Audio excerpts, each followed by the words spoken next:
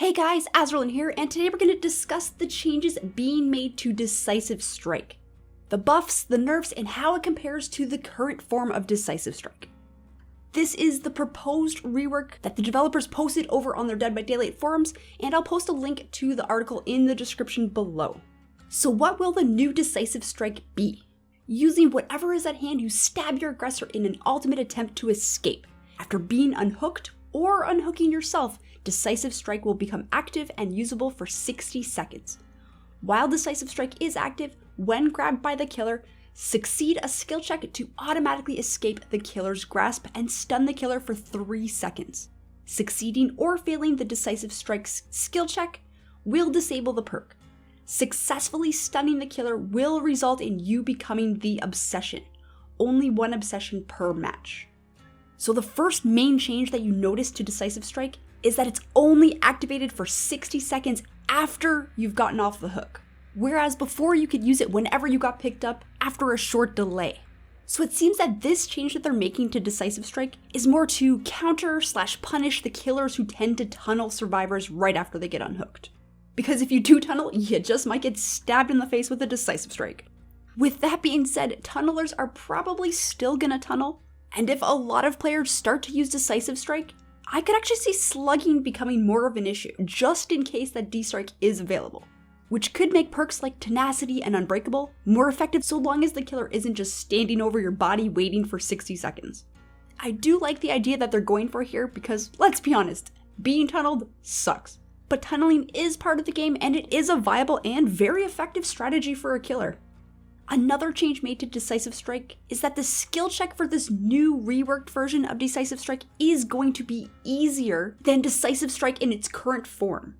The developers don't say exactly how much easier, but they state that it will be slightly larger to make it considerably more accessible to those who occasionally struggle with hitting skill checks.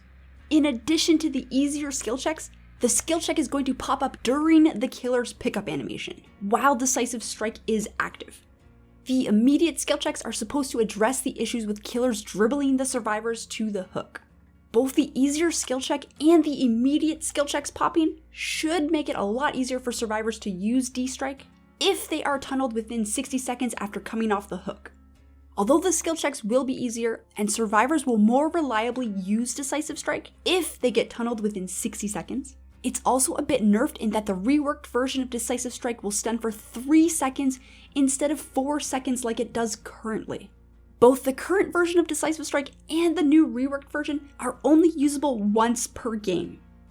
One major change being made to Decisive Strike is that the perk starts inactive, meaning that the survivor will not be identified as the obsession until after they successfully land a Decisive Strike. Becoming the killer's obsession after using Decisive Strike is supposedly the trade-off for using it. But in reality, most killers don't run obsession perks anyway. So in the majority of games, running Decisive Strike is going to have no negative effects at all. But rather, running Decisive Strike just in case you happen to get tunneled is going to be a huge advantage for survivors. If there already is an obsession at the start of the game, then yeah, definitely there could be some negatives to actually using Decisive Strike and becoming that obsession. But it really makes me wonder how that's going to work with other obsession perks. Most specifically in cases of Dying Light, where the obsession was already killed earlier in the game. Will this person using Decisive Strike that becomes the obsession make the negative effects of Dying Light inactive? Or will the Dying Light effects still persist, but the survivor will gain the altruistic positives of being the obsession? What about Rancor, where the survivor that was already the obsession is already dead? Will taking over the obsession allow for another Rancor target? Or how will that work? So I would really like to see the developers clarify how exactly using Decisive Strike to become the obsession will affect perks like Dying Light and Rancor, when the original obsessions were already dead. All in all though, I do think that Decisive Strike is actually going to become more common when these rework changes are put into place. And as somebody who doesn't usually run Decisive Strike, because it feels really cheap to use, I can actually see myself wanting to use this because it really only punishes killers if they actually tunnel you. And on the opposite side of the spectrum, as a killer who absolutely hates going against Decisive Strike in its current form, I'm actually okay with these changes. My biggest problem with the current Decisive Strike was that I can't reliably counter it. And even dribbling to the hook wasn't reliable if survivors body blocked or if the hook was too far. But this new, reworked version of Decisive Strike, to avoid it, you either just slug long enough or you just don't tunnel in the first place. In all likelihood, I'm just going to assume that everybody is going to be running Decisive Strike and start running Make Your Choice a lot more. I can definitely see a lot more survivors running it and a lot less frustration going against it as a killer. I'm really looking forward to seeing how the Decisive Strike changes come into play when we actually get to test them out, but it sounds like a really solid change on paper. I'd love to know what you guys think though. Do you guys like the upcoming Decisive Strike changes? So let me know in the comments below. I hope you guys enjoyed this video.